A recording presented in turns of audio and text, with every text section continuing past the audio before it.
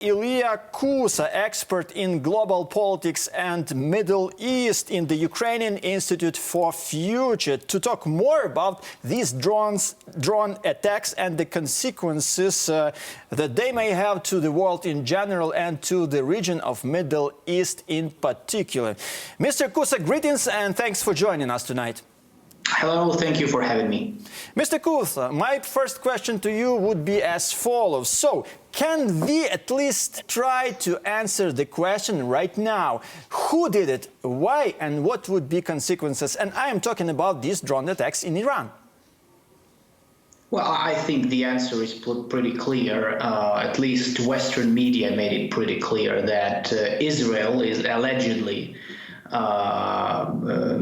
made this drone attack with the support of the United States. Actually, this is not the first incident, and I think this is not the last one, because we saw the so-called secret war between Iran and Israel has been ongoing for some time already, so for many years, especially since 2018, when the United States withdrew from the so-called nuclear agreement with Iran, which actually triggered a new phase of confrontation between Israel and Iran. So I'm pretty sure that this was one of those attacks as part of the secret war by Israel on one of the Iranian military facilities.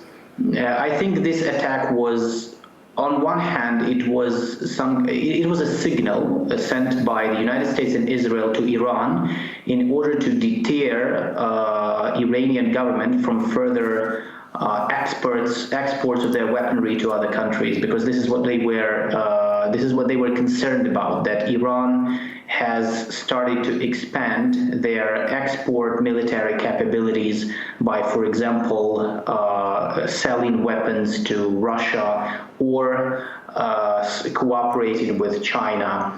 So I think, so on one hand, it was a signal, a political one, which they sent to Iran, and on the other hand, I think this was also kind of a showcase of their capabilities, that the United States and Israel are capable of attacking Iranian territory, and this is what they wanted to show, to demonstrate by this attack. By the way, Iran vowed to retaliate as well. Can this somehow complicate the situation in the Middle East? Yes, they have means to retaliate, although not directly. They have always been confined to using proxy instruments of waging a proxy war, to attack their opponents, not directly, but through intermediaries, like, for example, through their forces that they have under their control in such countries as Syria, Lebanon, or Iraq. So they have means, they have resources. I think they probably have options on how to retaliate. The only problem is that, of course, they don't have that much capabilities as Israel or the United States have technologically. So I think they will retaliate at some point, at some time in the future, but unfortunately we can't predict when.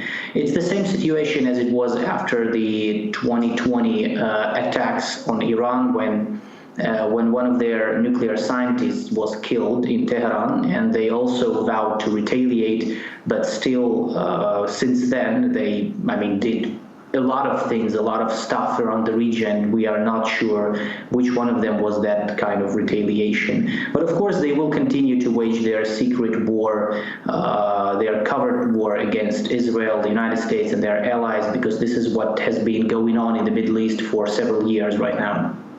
Mr. Kusa, how neighbors in the region, in the region of the Middle East, react to what happened in Iran? More or less passively, so I can't say that there were strong reactions to that. Everyone got used to what's happening in Iran. As I said earlier, this is not the first such incident. and not the biggest one in terms of destruction, for example. So this was a minor one, actually, compared to what was to similar attacks on Iranian soil, for example, last year near the town of Kermanshah, where another air base was struck, or, for example, there was allegedly there was an act of sabotage on one of the nuclear objects, one of the nuclear facilities in Iran, in Iranian city of Natanz in July 2021. So everyone in the region, more or less, got used to these kind of attacks. They know that Israel and Iran are in the state of de facto war, and everyone is wary. The only thing everyone is wary about is they're concerned because they don't want this conflict to spin out of control and for example, go beyond Iranian borders, because no one wants a big war in the Middle East. A big regional war, which would involve, for example, such countries as Saudi Arabia, United Arab Emirates, Iraq, Pakistan, Iran's neighbors. It would be. It is believed to be very destructive and actually to have very negative impact on the region's development. Economic situation, humanitarian situation. So that's why everyone is okay as soon as this conflict is confined to this covert action between Israel and Iran and does not spin out of control.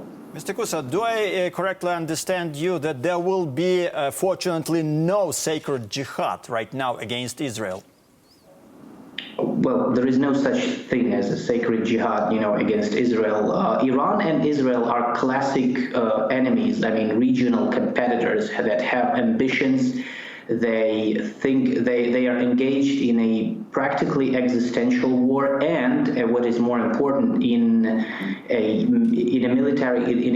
sort of a competition, because Israel apparently Israel wants to preserve their domination in the region, their technological and military superiority that they have now with the support of the United States, and they're not interested in Iran acquiring nuclear weapons, because in this case Iran will be able to tip the balance in the region, the military balance in its favor. This is something that Israel cannot afford themselves, because they see it as a direct threat to their national security and defense.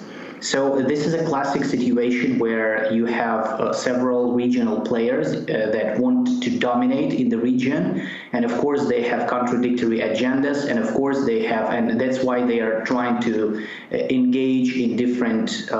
They're trying to strengthen their positions by intervening in regional crisis playgrounds, for example, like Syria, Iraq, Lebanon, and wage proxy conflicts against each other. Why proxy conflicts? Because, as I said, they don't want to wage direct war against each other because it's too risky and too costly. What do you think? Can this drone attack somehow influence the military cooperation between Iran and Russia?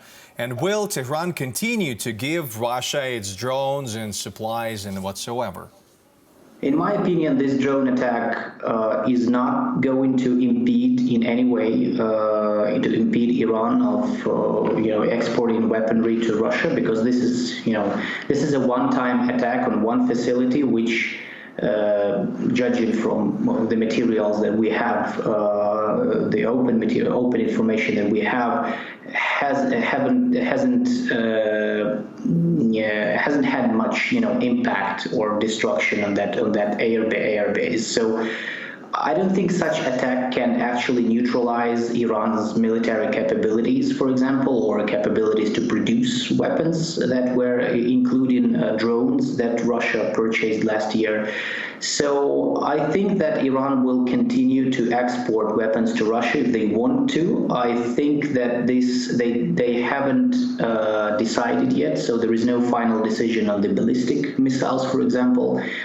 I think there are still negotiations both inside Iran, because not all Iranian political elite groups are eager to further deepen cooperation with Russia. Not everyone in Iran is happy with that, because Russia-Iran relations are pretty difficult historically.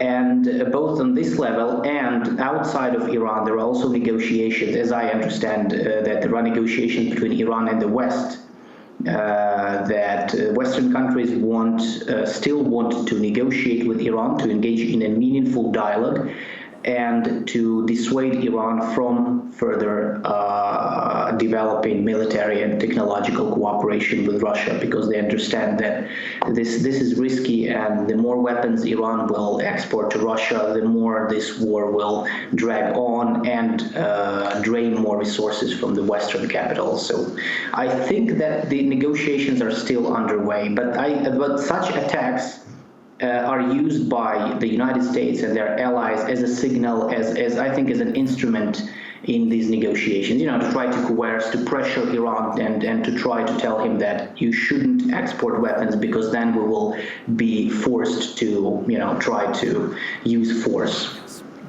Thank you very much, Mr. Kusa, for joining us and for your insights. This was Iliya Kusa, expert in global politics and the Middle East in the Ukrainian Institute for the Future. Thanks for watching our YouTube channel. Latest news, trends, and analytics on all about Ukraine. Like, share, and subscribe. Any questions, proposals, and comments, contact us via email.